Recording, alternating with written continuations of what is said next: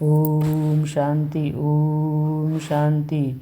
मीठी बच्ची मम केम याद करो, दह की सभी संबंधों को भूल जाओ। यह अंतिम जन्म है, यह पुरानी दुनिया पुरानी दह खल्लास हो जानी है। कहावत भी है, आप मुई मर गई दुनिया। पुरुषार्थ के लिए थोड़ा सा संगम का समय है। बच्चे पूछते हैं, बाबा यह पढ़ाई कब तक चलेगी? जब तक देवी राजधानी स्थापन हो जाए तब तक सुनते रहेंगे। फिर ट्रांसफ़र होंगे नई दुनिया में। यह पुराना शरीर है, कुछ न कुछ कर्म भोग चलता रहेगा। इसमें बाबा मदद करे यह उम्मीद नहीं रखनी चाहिए। देह वाला निकल बीमार हुआ, बाप कहेंगे यह तुम्हारा हिसाब किताब है। फिर भी योग से आयु बढ़ेगी, अपनी मेहनत करो, कृपा मांगो नहीं। बाप को जितना याद करेंगे उसमें ही कल्याण है। जितना हो सके योग बल से काम लो। गाते भी हो ना, मुझे पलकों में छिपा लो। प्रिय चीज को नूरी रत्न प्राण प्यारा कहते हैं। यह बाप तो बहुत प्रिय है परंतु है गुप्त। उनके लिए लव ऐसा होना चाहिए जो बात मत पूछो। बच्चों को तो बाप को पलकों में छिपाना पड़े। पलकें कोई यह आंखें नहीं, यह तो बुद्धि में याद रखना है। निराकार बाप हमें पढ़ा रहे हैं। वह ज्ञान का सागर, सुख का सागर, प्यार का सागर। ऐसे मोस्ट वैल्यूएबल बाप के साथ कितना प्यार चाहिए। बच्चों की कितनी निष्काम सेवा करते हैं। पति शरीर में आकर तुम बच्चों को हीरे जैसा बनाते हैं। कितना मीठा बाबा है, तो बच्चों को भी ऐसा मीठा बनना है। इतना निरअहंकार से बाबा तुम बच्चों की सेवा करते हैं तो तुम बच्चों को भी इतनी सेवा करनी चाहिए। श्रीमत पर चलना चाहिए। कहाँ अपनी मत दिखाई तो तकदीर को लकीर लग जाएगी। तुम ब्राह्मण ईश्वरीय संतान हो, ब्रह्मा की औलाद, भाई बहन हो, ईश्वरीय पुत्र पुत्रियां हो। उनसे वर्षा ले रहे हो। जितना पुरुषार्थ करेंगे उतना पद पाएंगे। इसमें साक्षी रहने का भी बहुत अभ्यास चाहिए। बाबा कहते हैं, मीठे बच्चे, हे आत्माएं, मम केम याद करो। भूल भी बाप के सिवाय कोई को याद नहीं करना है। तुम्हारी प्रतिज्ञा है। बाबा मेरे तो एक ही आप हो। हम आत्मा हैं, आप परमात्मा हो। आपसे ही वर्षा लेना है, आपसे ही राजयोग सीख रहे हैं। इससे राज्य भाग्य पाते हैं। मीठे बच्चे, तुम जानते हो यह अनादि ड्रामा है। इसमें हार जीत का खेल चलता है। जो होता है वह ठीक है। क्रिएटर को ड्रामा जरूर पसंद होगा ना, तो क्रिएटर के बच्चों को भी पसंद होगा। इस ड्रामा में बाप एक ही बार बच्चों के पास दिल प्रेम से सेवा करने आते हैं। बाप को तो सब बच्चे प्यारे हैं। तुम जानते हो सतयुग में भी सब एक दो को बहुत प्यार करते हैं। जानवरों में भी प्यार रहता है। ऐसे कोई जानवर नहीं होते जो प्यार से ना रहें। तो तुम बच्चों को यह मास्टर प्यार का सागर बनना है। यह बनेंगे तो वह संस्कार अविनाशी बन जाएंगे। बाप कहते हैं, कल पहली मिसल हूबहू फिर से प्यारा बनाने आया हूँ। कभी किसी बच्चे का गुस्सा का आवाज सुनते हैं तो बाप शिक्षा देते हैं, बच्चे गुस्सा करना ठीक नहीं है। इससे तुम भी दुखी होंगे, दूसरों को भी दुखी करेंगे। बाप सदा काल का सुख देने वाला है, तो बच्चों को भी बाप समान बनना है। एक दो को कभी दुख नहीं देना है। तुम बच्चे जानते हो, शिव बाबा सुबह का साईं, रात को दिन अथवा सवेरा बनाने वाला है। साईं कहा जाता है बेहद के बाप को। वह एक ही साईं बाबा भोलानाथ शिव बाबा है। नाम ही है भोलानाथ। भोली भोली कन्याओं माताओं पर ज्ञान का कलश रखते हैं। उन्हों को ही शिव विश्व का मालिक बनाते हैं। कितना सहज उपाय बताते हैं। इतना प्यार से तुम्हारी ज्ञान की पालना करते। आत्मा को पावन बनाने के लिए याद की यात्रा में रहो। योग का स्नान करना है, ज्ञान है पढ़ाई। योग स्नान से पाप भस्म होते हैं। अपने को आत्मा समझने का अभ्यास करते रहो तो यह देह का अहंकार बिल्कुल टूट जाए। योग से ही पवित्र शतोप्रधान बन बाबा के पास जाना है। कई बच्चे इन बातों को अच्छी रीत समझते नहीं, सच्चा अपना चार्ट बताते नहीं हैं। आधा कल्प झूठी दुनिया में रहे तो झूठे जैसे अंदर जम गया है। सच्चाई से अपना चार्ट बाप को बताना चाहिए, चेक करना है। हम पौना घंटा बैठे, इसमें कितना समय अपने को आत्मा समझ बाप को याद किया। कईयों को सच बताने में लज्जा आती है, यह तो झट सुनाएंगे कि कितनी सर्विस की, कितने को समझाया, परंतु याद का चार्ट कितना रहा। वह सच नहीं सुनाते। याद में न रहने के कारण ही तुम्हारा किसी को तीर नहीं लगता। ज्ञान तलवार में जौहर नहीं भरता। कोई कहते हम तो निरंतर याद में रहते हैं। बाबा कहते हैं वह अवस्था है नहीं। निरंतर याद रहे तो कर्मातीत अवस्था हो जाए, ज्ञान की प्राकष्ठा दिखाई दे। इसमें बड़ी मेहनत है। विश्व का मालिक ऐसे ही थोड़े ही बनेंगे। एक बाप के सिवाय और कोई की याद ना रहे, यह देह भी याद ना आए, यह अवस्था तुम्हारी पिछाड़ी की होगी। याद की यात्रा से ही तुम्हारी कमाई होती रहेगी।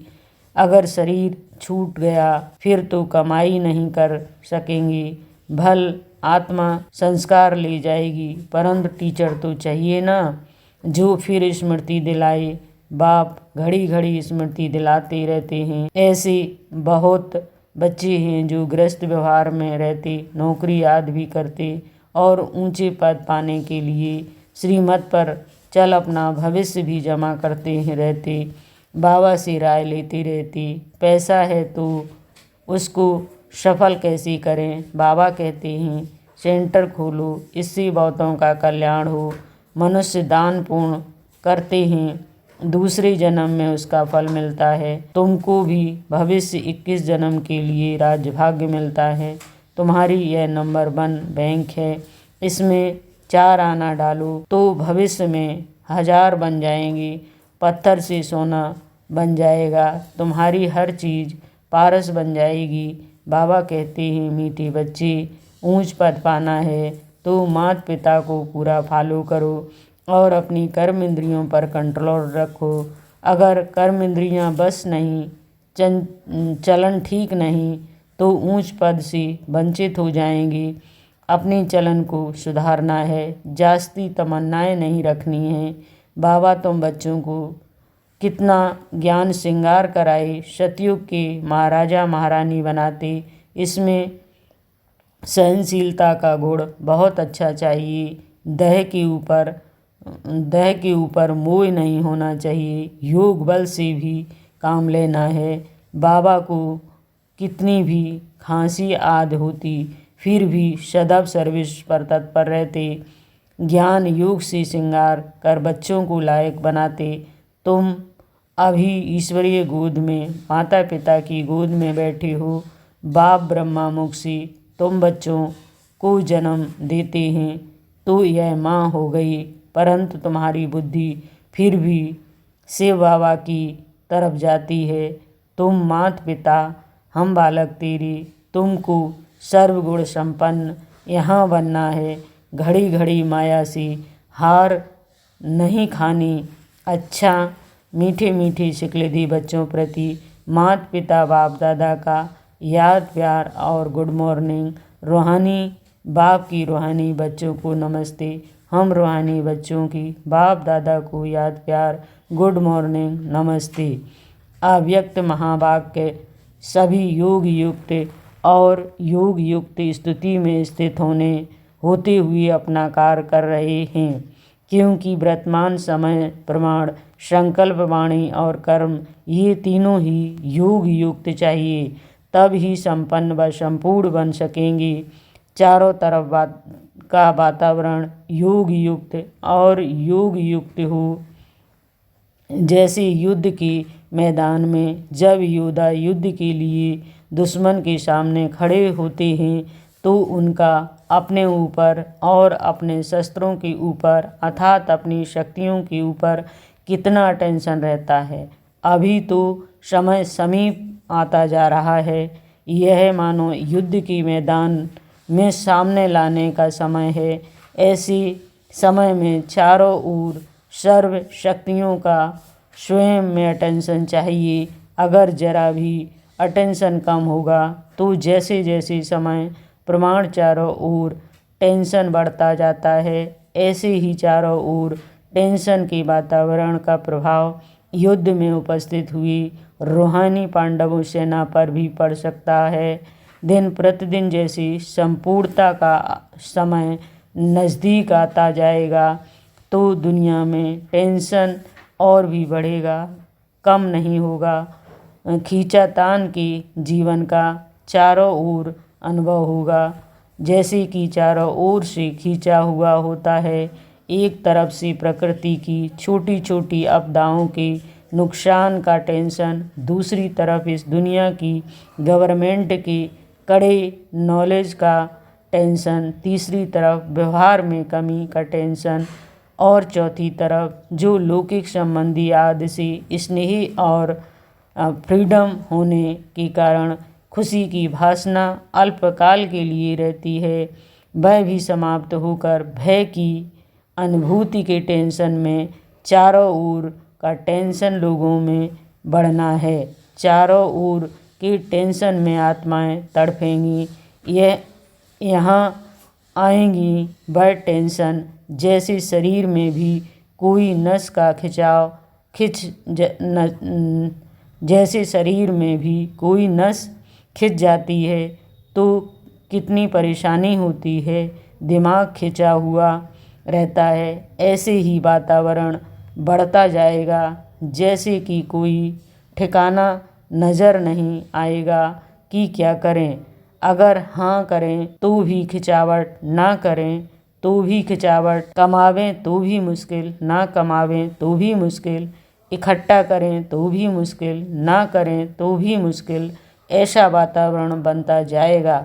ऐसी टाइम पर चारों ओर की अटेंशन का प्रभाव रूहानी पांडव सेना पर ना हो, स्वयं को अटेंशन में लाने की समस्या ना भी हो, लेकिन वातावरण का प्रभाव कमज़ोर आत्माओं पर सहज ही हो जाता है। भय का सोच कि क्या होगा, कैसे होगा, इन बातों का प्रभाव ना हो, इसके लिए कोई ना कोई बीच बीच में ईश्वरीय याद की यात्रा का विशेष प्रोग्राम मधुबन द्वारा ऑफिशियल जाते रहना चाहिए, जिससे कि आत्माओं का किला मजबूत रहेगा। आजकल सर्विस भी बहुत बढ़ेगी। आजकल संबंध और संपर्क में रहने वाले ज़्यादा आएंगे, स्वरूप बनने वाले कम आएंगे। सब एक जैसे नहीं निकलेंगे। दिन प्रतिदिन क्वालिटी भी कमज़ोर। आत्माओं अर्थात प्रजा की संख्या ज़्यादा आएगी। उन्हें एक बात अच्छी लगेगी, दो नहीं लगेंगी।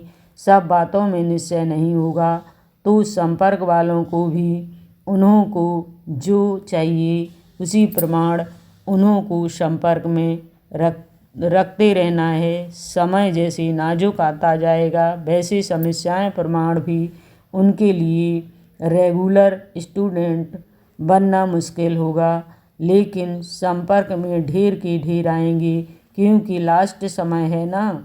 तो लास्ट पोज कैसा होता है, जैसे पहले उछाल उमंग उत्सव होता है, वह बिरला कोई का होगा। मेजॉरिटी संबंध और संपर्क वाले आएंगे। यह अटेंशन चाहिए, ऐसे नहीं कि संपर्क वाली आत्माओं को ना परखते हुए संपर्क से भी उन्हें वंचित कर दो। खाली हाथ कोई को भी ना जाए।